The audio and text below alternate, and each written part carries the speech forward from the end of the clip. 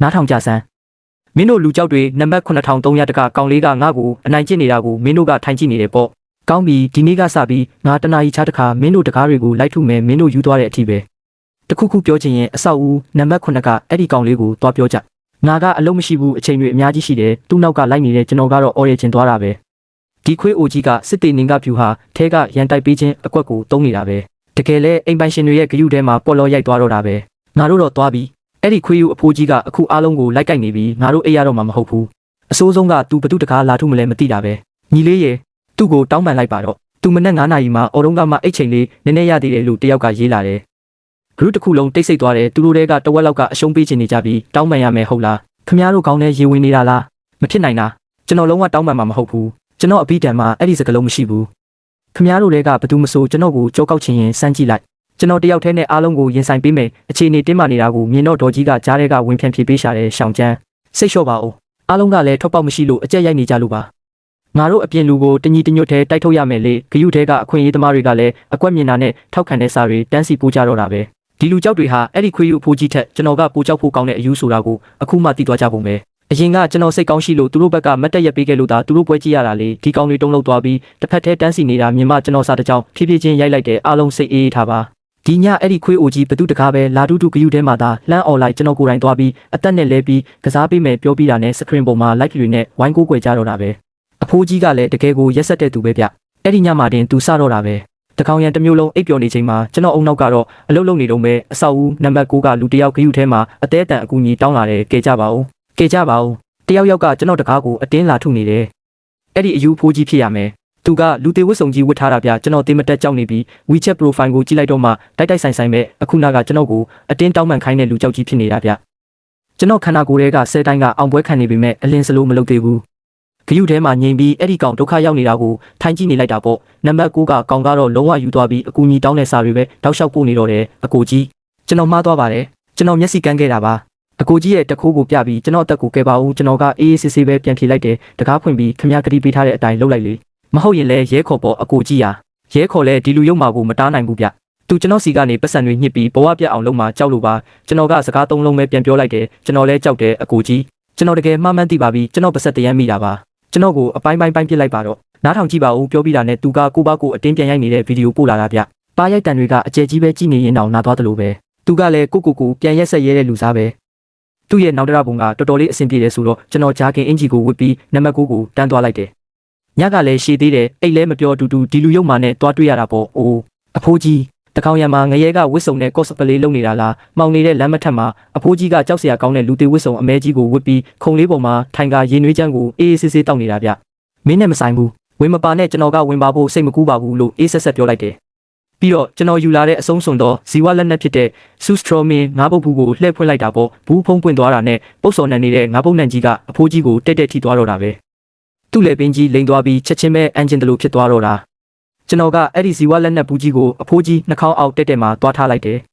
သူကသူ့ဝတ်စုံကြီးတဲ့ခေါင်းကိုဝက်ပြီးကျွန်တော်ကိုတောက်ခံဖို့ကြိုးစားသေးတာဒါပေမဲ့10မိနစ်တောင်မပြည့်ဘူးသူ့မျက်နှာကြီးပြနှမ်းလာပြီးအဲ့ဒီနေရာမှာတင်သတိလစ်မတက်ဖြစ်သွားတာပေါ့နောက်ဆုံးတော့သူမခံနိုင်တော့ပဲခုံတွေကိုတိုက်မိပြီးပြတလဲနဲ့ထွက်ပြေးသွားတော့တာပဲကျွန်တော်ကတော့သူ့နောက်ကိုတရေတကောင်လိုကပ်ပါသွားတာပေါ့အဖိုးကြီးကရှေ့ကပြေးရင်းနဲ့အသေးခိုက်အောင်အန်နေရှာတယ်သူအိမ်ထဲကိုဝုန်းကနေဝင်သွားတာနဲ့ကျွန်တော်ကသူ့အိမ်တကားရှိမှာတက်တောင့်တက်တာနေရာယူလိုက်တယ်ပြီးတော့အချက်ပေးနာရီကိုတတ်မှတ်ပြီးတနာရီချတခါသူ့တကားကိုတွားထူတော့တာပဲအဖိုးကြီးညကလည်းရှည်သေးတယ်အိတ်လို့လည်းမရအတူတူအပြင်ထွက်ပြီးပင်လယ်စာစားကြရအောင်လေကျွန်တော်ကိုယုံပါဒီကောင်ကအနှံ့ကသာနန္ဒာရတာကရှယ်ပဲဗျချက်သားလိုပဲကျွရွနေတာအိမ်ထဲကထွက်လာတဲ့အတန်တွေရတော့အဖိုးကြီးခမညာမင်းညကစားထားတဲ့ညစာတွေပါအကုန်အန်ထုတ်နေပုံပဲနောက်တနေ့ညမှာလည်းအဖိုးကြီးကအရှုံးမပေးပဲတခြားတယောက်ရဲ့တကားကိုတွားထုပြန်ရောကန်ဆိုးတာကကျွန်တော်ရဲ့ကင်းထောက်တွေကတရက်ကွက်လုံးမှာရှိနေတာလေကျွန်တော်ငါးပုတ်ဘူးကြီးယူလာပြီးအဖိုးကြီးနဲ့ဇီဝလက်နက်ကြောင်နဲ့ကြွက်ကစားပွဲကိုအပီပြင်းကစားပေးလိုက်တယ်တတိယမြောက်နေ့မှာတော့အဖိုးကြီးရဲ့စိတ်သက်တွေလုံးဝပြိုလဲသွားပြီးသူ့အိမ်ထဲမှာပဲအောင်းနေပြီးအပြင်အောင်မထွက်ရဲတော့ဘူးဒါပေမဲ့အဲ့ဒီလိုလုပ်လို့ဘယ်ရမလဲအဲဝစ်ကြီးပုံနဲ့မြန်မာတို့ထုံးစံအတိုင်းကျွန်တော်တညလုံးသူ့တကားကိုထူပြီး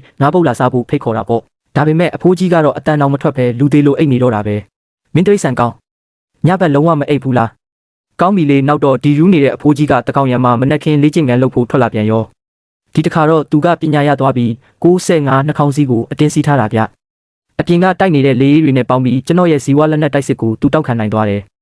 ဒါပေမဲ့နှာခေါင်းစည်းကိုအတင်းစီးထားလုံးတော့အောက်ဆီဂျင်ပြတ်ပြီးမိနစ်ပိုင်းတွင်းမှာတင်မျက်လုံးကြီးလန်ပြီးမြေကြီးပေါ်လဲကျသွားတော့တာပဲကျွန်တော်ကတော့အလုံးမကြီးပါဘူးသူ့ဘေးမှာထိုင်ပြီးသူတုံတုံရင်ဖြစ်နေတာကိုအသားလေးထိုင်ကြည့်နေလိုက်တယ်မင်းကောင်လေးမင်းကနေဘက်မှာအိတ်ထားလို့ညဘက်အားရှိနေတာမလားမတက်နဲ့အိုး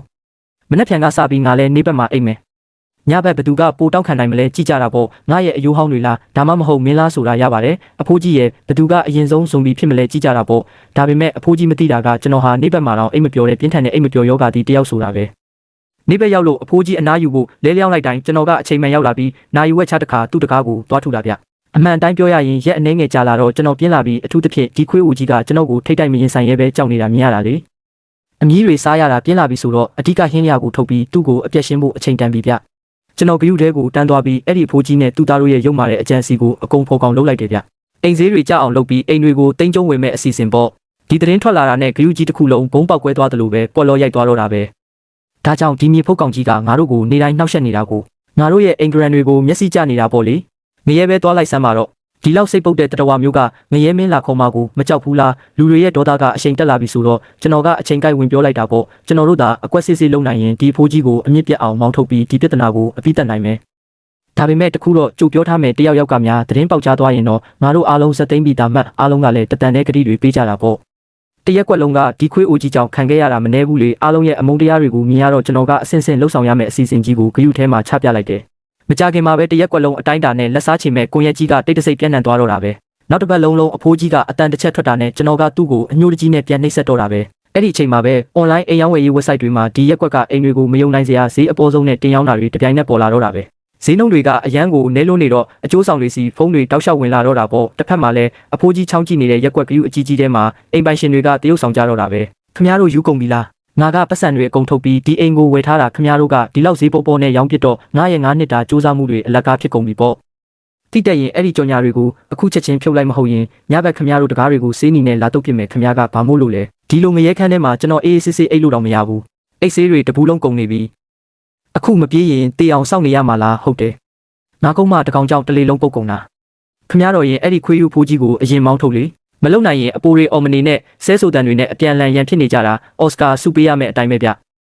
ဇလန်းကအချိန်တက်လာပြီဆိုတော့ကျွန်တော်ကဂရုတဲကိုဘုံတလုံးထပ်ပစ်ထည့်လိုက်တဲ့အဖိုးကြီးကြည့်နေမှာကိုတေချာပေါက်တိနေတာကိုအကိုတို့ကျွန်တော်ဒီအိတ်မပြောတဲ့ယောဂကိုမခံနိုင်တော့ဘူးလူလဲပျက်စီးနေပြီးအဲ့ဒီတိရစ္ဆာန်အိုကြီးကိုတိုက်ဖို့အင်အားမရှိတော့ဘူးနောက်လာအိမ်လာခပြေးတာနဲ့ကျွန်တော်ပြောင်းတော့မယ်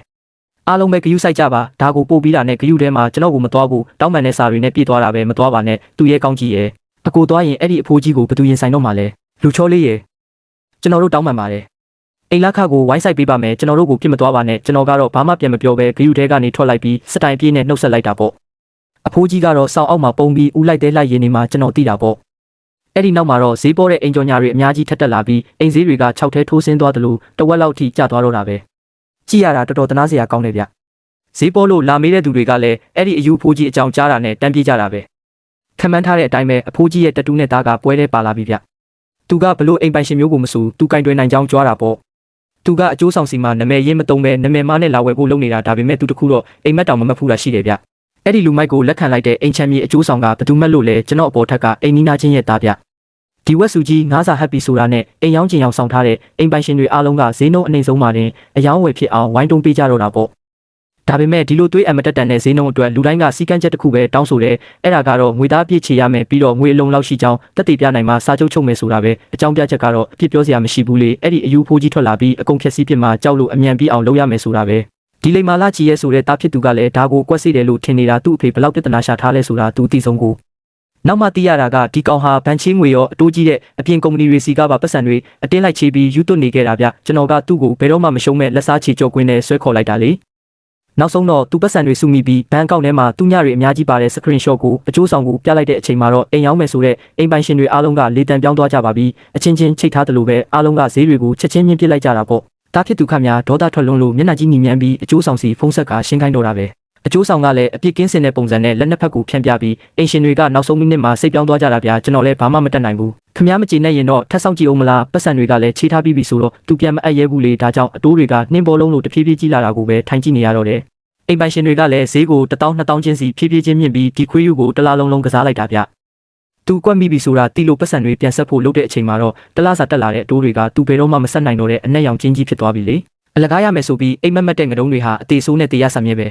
အိမ်တွေကိုဈေးပေါ်ပေါ်နဲ့တင်းကျုံဝင်မဲ့အစီအစဉ်ပြတ်သွားတာမြင်တော့တားဖြစ်သူကလုံးဝယူသွားပြီးအဖိုးကြီးရဲ့နောက်ဆုံးလက်ကျန်စုဆောင်းငွေတွေကိုပါခိုးထုတ်တော့တာပဲ online က stock share ဆရာအတူတွေရဲ့လိမ်ညာမှုကိုယုံမိပြီးရှိသမျှအကုန် share ရတဲ့ပုံပေါ်လိုက်တာပေါ့အကုန်ပြန်ရမယ်လို့မျှော်လင့်နေတာလေရလက်ကတော့ခံမှန်းထားတဲ့အတိုင်းပဲရေတောင်မစင်ဘူးပြအတွင်းခံတောင်မကြမ်းတဲ့အထိအကုန်ပြောင်းသွားတော့တာပဲကျွေးမိတောင်းတဲ့သူတွေကလည်းတကားဝမှာတန်းစီနေပြီးထွက်ပေါက်မရှိတော့တဲ့ဒီတာဖဟာအသေးတန်ဖြစ်ပြီးကျွေးမိတောင်းတဲ့သူကိုတိုက်ခိုက်မိတာကြောင့်အဲ့ဒီနေ့မှာပဲရဲတွေကလက်ထိတ်ခတ်ပြီးခေါ်သွားတော့တာပဲတခုပြီးတခုအမှုတွေပေါ်လာပြီးတားဖြစ်သူဟာလိမ်လည်မှုစာရွက်စာတမ်းအတူပြုလုပ်မှုတွေနဲ့ထောင်ဒဏ်ကြီးကျယ်ချမှတ်ခံလိုက်ရတယ်အစားအသောက်နဲ့နေရာထိုင်ခင်းအခမဲ့ရတဲ့ထောင်ထူး package ကိုရသွားတာပေါ့တရားရုံးမှာစီရင်ချက်ကြရတော့အဖိုးကြီးဟာအသက်ရှူမှပြီးမျက်လုံးကြီးလန်ကလဲကျသွားတော့တာပဲဒီတခါတော့ဖះသခင်ကသူ့ကိုအခွင့်အရေးမပေးတော့ဘူးဗျအရေးပေါ်ကူတာပြီးတဲ့နောက်မှာတော့သူဟာပါဆက်ရွက်မျက်စိဆွေးပြီးတစ်သက်လုံးအိပ်ရာပေါ်မှာပဲလဲနေရတဲ့လေဖြတ်ဝေဒနာတဲ့ကြီးဖြစ်သွားတော့တယ်နောက်တစ်ခါဟေးနဲ့အော်ဖို့ဆိုတာအိမ်မက်တောင်မမတ်နိုင်တော့ဘူးအိမ်ရှင်ကလည်းသူ့ကိုရဲတိုင်ပြီးနှင်ထုတ်လိုက်တော့ဒီလေဖြတ်နေတဲ့အဖိုးကြီးဟာအစိုးရကထောက်ပံ့တဲ့အပေါ်ဆုံးဘိုးဘွားရိပ်တာကိုရောက်သွားရရှာတယ်ကြားရတာတော့အဖိုးကြီးခမများအဲ့ဒီမှာမေလာတွေကြားတဲ့နေတိုင်းဖြတ်တန်းနေရတာတဲ့ပြုစုတဲ့သူတွေကလည်းစိတ်မရှိရင်နားရင်တွေပါအုတ်ခံရသေးတာတကူလုံးလေဖြတ်နေတော့မလုံနိုင်တယ်လို့အတန်ကလည်းတဟီဟီပဲထွက်နိုင်တော့တာကြောင့်အကူကြီးတောင်မတောင်းနိုင်ရှာဘူးဒီလိုမျိုးအလွန်ပဲကြက်တဲပြီးတနာစရာကောင်းတဲ့အခြေအနေမှာရက်ပေါင်း30လောက်ဝေဒနာခံစားပြီးမှပဲငရဲကိုခီးဆက်သွားရှာတော့တယ်ဒီမော်ကွန်းတင်လောက်တဲ့တိုက်ပွဲကြီးပြီးသွားတော့တရက်ကွက်လုံးဟာအရင်ကနဲ့မတူတညီတညွတ်တည်းဖြစ်သွားကြပြီးတွေးတဆက်မှမထွက်ပဲဒီကင်ဆာကြိတ်ကြီးကိုအမြင့်ပြတ်အောင်ဖယ်ရှားနိုင်ခဲ့ကြတယ်ကျွန်တော်အိမ်ရှင်ကလည်းပျော်လွန်းလို့ကျွန်တော်ကိုတစ်နှစ်စာအိမ်လာခကင်းလွတ်ခွင့်ပေးလိုက်သေးတယ်ကျွန်တော်ကတော့စတိုင်နဲ့ပဲညှင်းလိုက်တာပေါ့အကူကြီးဟာကျွန်တော်မှာပတ်စံကလွယ်လို့ဘာမှမရှိတော့တာခမည်းတိသားနေတဲ့မထင်မှတ်ပဲဒီရက်ကွက်အစ်စ်ကြီးတဲ့ကလူတွေရဲ့ကျေးဇူးတင်နေတဲ့မျက်နှာတွေကိုကြည့်ရင်ကျွန်တော်ရဲ့ပြင်းထန်လာတဲ့အိမ်မပျော်ယောဂကြီးဟာအံ့ဩစရာကောင်းလောက်အောင်ပျောက်ကင်းသွားခဲ့တယ်ဗျခေါင်းအုံနဲ့ထိတာနဲ့ချက်ချင်းအိပ်ပျော်သွားတော့တာပဲနောက်ဆုံးတော့အဲ့ဒီတည်သွားတဲ့အဖိုးကြီးကိုပဲကျေးဇူးတင်ရမလို့ဖြစ်နေပြီးဒီတခါတော့အစိတ်ကိုအစိတ်နဲ့တိုက်လိုက်တဲ့နီလန်းကကျွန်တော်ကိုအိမ်မပျော်တဲ့ငရဲတွင်းထဲကနေဆွဲထုတ်ပေးသွားခဲ့ပြီဗျာ